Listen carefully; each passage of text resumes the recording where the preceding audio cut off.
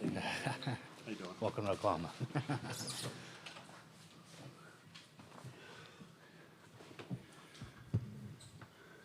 All right, I guess we'll go ahead and get going. We're joined by Alabama coach Patrick Murphy and athletes Montana Fouts and Ally Shipman. We remind you to please silence your phones and then also give your name and affiliation before asking any questions.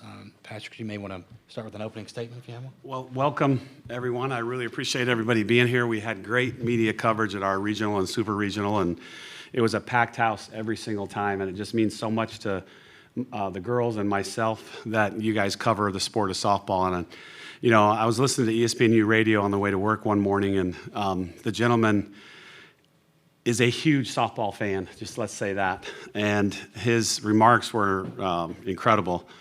And he was just so high on the sport. And he said, I cannot wait to see what this sport is like in 10 years. And I really believe that it's just going to get bigger and bigger and bigger and better and better and better. And, you know, we've been coming here. The first time I was here, I think it was 1993 with Southwestern Louisiana. And my associate head coach, Ally, was on the team.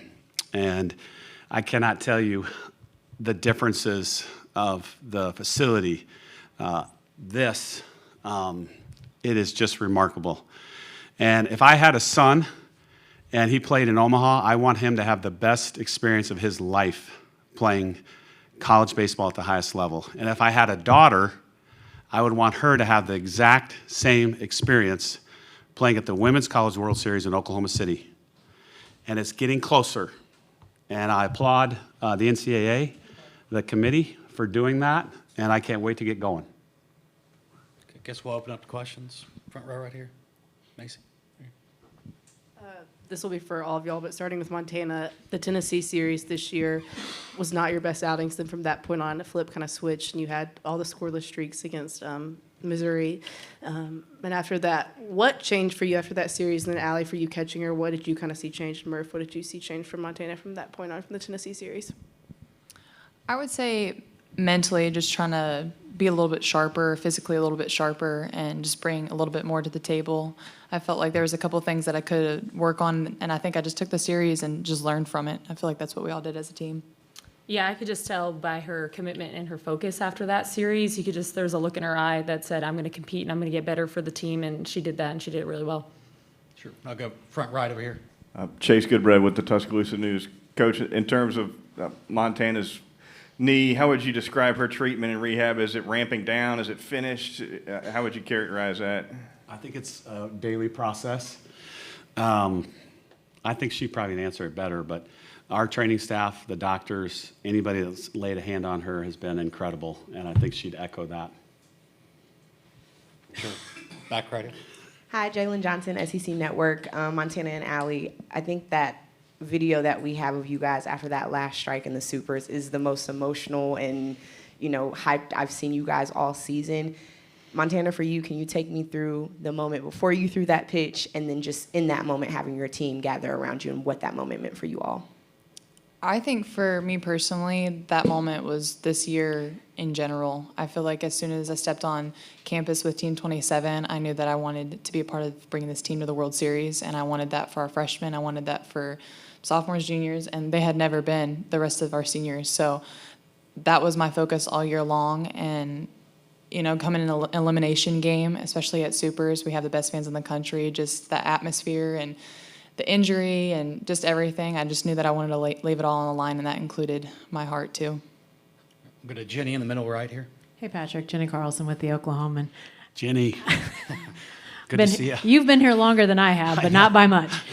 So in your opening statement, you said Women's College World Series is getting closer to the Men's College World Series.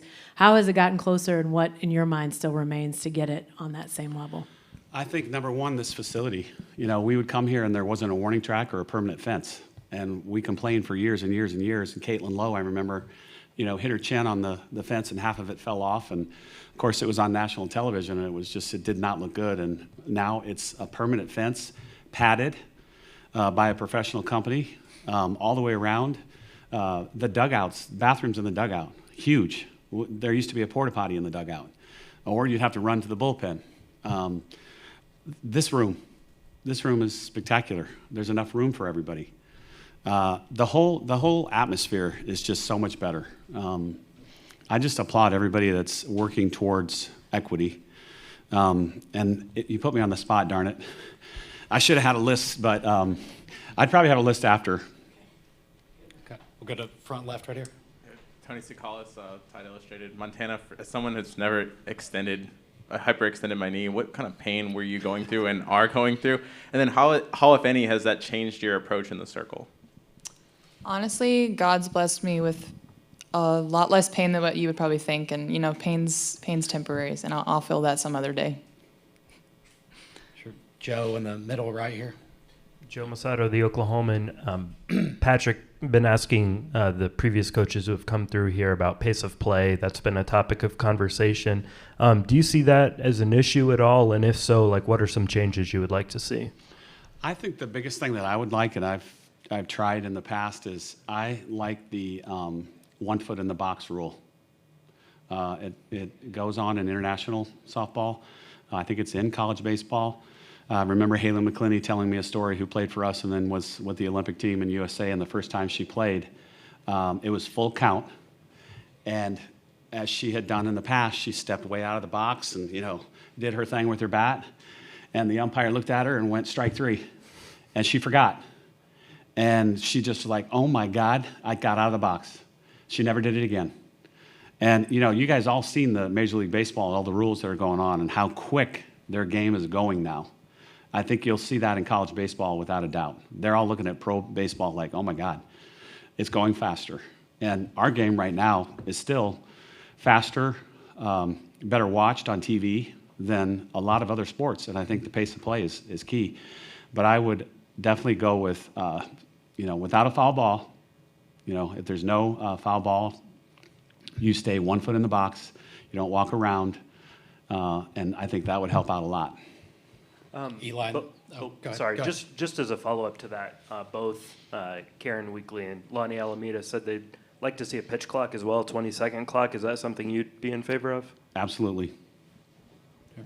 Eli in the middle left here. Eli Letterman, Tulsa World, Montana. Not to put you on the spot, but you've watched this game change just even in the time you've been in school, NIL, the portal, all that. If I asked you, what does college softball need to do next to continue to grow, what would you say to that? Honestly, I would just say push the views and things like that, because like Murph said, it's well watched on TV, and I think a lot of people love it and are keeping up with it. And I think getting as many teams, not just in the SEC, but across the country, just more visual TV, people can turn on and watch anybody that they want to. I think that's really key in growing it. Sure. We'll go to Dari in the back right. Dari Noka, SEC Network. Good to see you all. By the way, nice job getting out of the water bucket thing when we got done interviewing you Sunday. Thank you. The knee was working for sure. Yes, it was. Yeah. Murph, having played this team 4 times this year already, in your mindset, how much does that play into preparation for a 5th and most important meeting? And if I could, after you, just follow up with you, Ally. What's your relationship like with some of these players on Tennessee, and what is this opportunity like for you?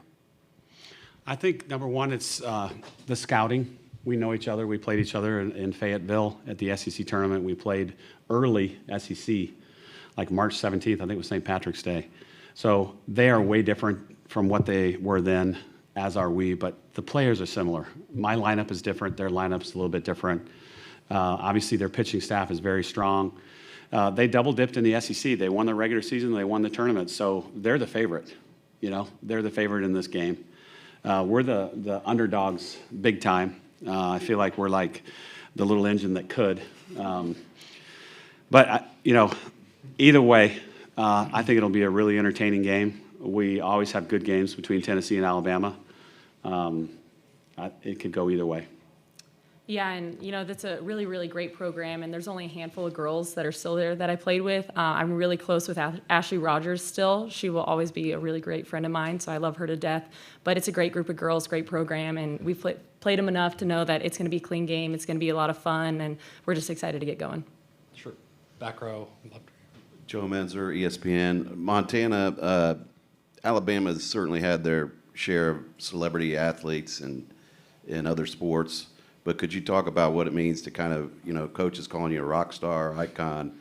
Could you talk about, what that means for you and for possibly promoting the sport or anything like that? And also, who's the most unusual person or persons to reach out to you during this kind of run of celebrity status?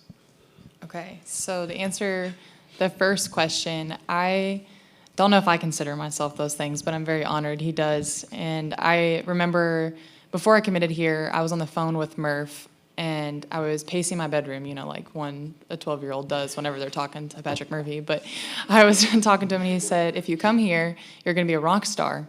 And I was like, wait, I want to be a rock star. So then the rest is history. But yeah, I mean, this is the best opportunity I've ever had, and I'm honored to be in a list of those categories, like you said. But we're just focused on winning softball games, and I would say the person that's probably reached out to me that's kind of, I'm honored to say Hardy. He's a country music singer. That was a couple years ago, but I feel like lots of people have before. So Saban has Nick at noon on Friday, at noon before home football games. And 600 people come into this hotel ballroom to eat lunch. And then they have a warm-up speaker. And then he comes in after his media obligations, and he sits at the stage, and they ask questions of him, but then the microphone goes to the crowd, and they can ask questions of Coach Saban. And that's when the real fun starts, because somebody's going to ask a really dumb question, and he's going to rip them. And that's why everybody goes to this. So this year, I was the warm-up guy before Texas A&M, which was a huge game. There was 750 people in this ballroom. I don't think you could stick another chair in there. And I brought Miss Fouts with me. And when we walked in, everybody was in line to eat. So we walked all the way up to the front of the room, right next to the stage, and I don't think anybody saw her. So the warm-up guy is me, and they introduce me, and I do my thing. And the weird part of it is you never know when Coach Saban's going to come in. One year, I'm telling this great story, and I think it's the best story in the world, and I see this. He's coming in, and I was like, oh, man. Roll Tide, everybody. And I get off the stage. Then 2 years later, I am done. I'm done. And I look at the guy in the front, he's doing this because the media is talking longer. And then I didn't know what to do that time. So I did my little thing, and I showed Montana's tweet after last year when she announced that she was coming back for her 5th year. And I said, loyalty is very, very, very difficult to get nowadays. But one kid had it. And they put her tweet on the screen, and the place went wild. And I said, and you know what? I got a surprise for you guys. I got a friend that came that wants to say hi. And then, of course, Miss Montana stands up, and she's 6'2", and now everybody sees her. There was 12 guys from the national championship team from 2012 there as well. Afterwards, one of the development gentlemen from Alabama came up to me, and he ran us down, basically, and he says, Murph, did you hear Montana's ovation was twice as loud as the national championship? And, we were laughing. So Montana gets up. She gives her speech, which was terrific. She gets another standing ovation.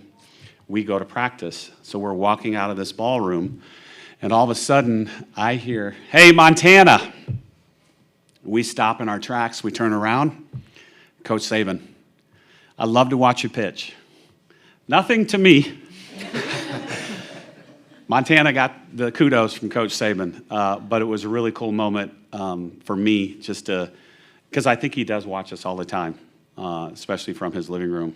And she is a rock star. Wherever we go, it is wild. It's, it's the Beatles coming to town. It's Michael Jordan getting off the bus. That's the best way to describe it. Sure. Go to Barry in the middle row on the left here. Yeah, Patrick. Barry Trammell Barry. with the Oklahoman. We're getting closer and closer to the Sooners getting to the SEC. Yeah. What are they in for when they get to the SEC? And also, what are you guys in for when they get there? Well, it's good to see you. I like your jersey. I think, we have 3,200 season ticket holders, and we average almost 3,800 a game. And when we play them at home, I think it's in 2025. It's already decided. Those 3 games will be sold out in February. There will not be a ticket. There'll be scalpers. Online, it'll be $220 a ticket at least, for sure. But I think It's the grind of the SEC, and these ladies can say every weekend is like a World Series matchup. And you play 3 games, and it is tiring, and it is mentally exhausting, and it's like, oh my God, I got to face Florida, I got to face Georgia, I got LSU, I got Auburn, and everybody's good. Everybody is good. We lost to the last place team in the league. Anybody can beat you at any time. If you don't bring it, you're going to get your butt beat. I think that's what they're going to face. And then on top of that, with their tradition and what they've been doing, it's going to be double in terms of the fans, the opposing teams, the willingness to like compete. It will go through the roof for both schools. And also for the SEC, you know, when we had A&M and Missouri come in, you guys know this, the 2 best sports at those 2 schools was softball. The 2 best sports for Oklahoma and Texas, to me, are softball.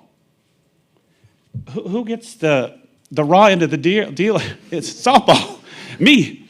So somebody, you know, and our league is strong right now. We got 12 out of 13. And I'm not, you know, shoot, I wouldn't doubt if we got 15 out of 15 because it's going to be that strong. So it's just going to be a lot. The gentleman in the back row for ESPN and the SEC network, they're going to have a heyday with it, as are all of you. Front row right. Patrick, 2 questions that are unrelated to each other. One, you mentioned in regionals that Jayla had overcome a lot this season. I think you said she could have thrown in the towel in March. Could you just kind of characterize the adversity that she's overcome? And then unrelated to that, how would you describe the inspiration that Madeline Daigle's cancer fight has brought to the team? Well, number one, I think it was one of you guys tweeted, one of our local media tweeted, Jayla Torrance starts for the first time since March 16th, I think. And I was like, that can't be true. So I literally got on my phone, looked up our schedule, looked at every start, and I was like, holy buckets, it's true. And it was a midweek game at UNA, and it was spring break. Every other game after that, she came in relief. And here she's starting against LIU in the first game of regionals, and it was the first time since March. And I don't know if you guys realize that, but she never once was Debbie the Downer. She never was Pouty Polly. She kept working with Lance. It was just this gradual build, and she got better and better and better. And I'd look over in the bullpen, and they were doing drills that they would do in the fall just for correct spin. And all of that went into her play of that weekend. The final 2 weeks, she was spectacular.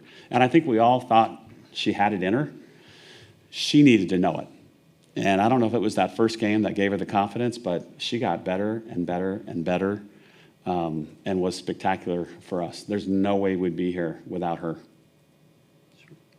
And do you guys want to speak about Madeline? Yes, I'll say for just a perspective. And maybe explain to everybody. Yes, so Madeline, she is a little girl. She's 6 years old. She's fighting cancer right now, and we love her dearly, and she draws on cleats. She sends them to us, and she's an artist, and she's very beautiful inside and out, and she's really just given us the motivation, and I feel like perspective to know that softball is just for fun. She loves softball, loves to watch, and so we always know we have our biggest cheerleader watching us, but it's just perspective that softball is just a game, and we are inspirational to other people, but as well as she is to us. Ashley Prangy actually went and visited her in the hospital, which was really cool. And she's decorated cleats. We get pictures of her praying for Alabama softball, which is the cutest thing ever. She's 6 years old and she's out there praying for Alabama softball. But she's just truly been an inspiration for the team. And when you think about, we could lose all the games in the world, but that just, the perspective of her and her fight and her faith is what really has motivated us to get this far. That's all the time we have for Alabama. Thank you, Patrick, Montana, and Ally. Thank you. Thank you. guys. Roll Tide. Thanks, y'all. See you tomorrow. All right, no problem.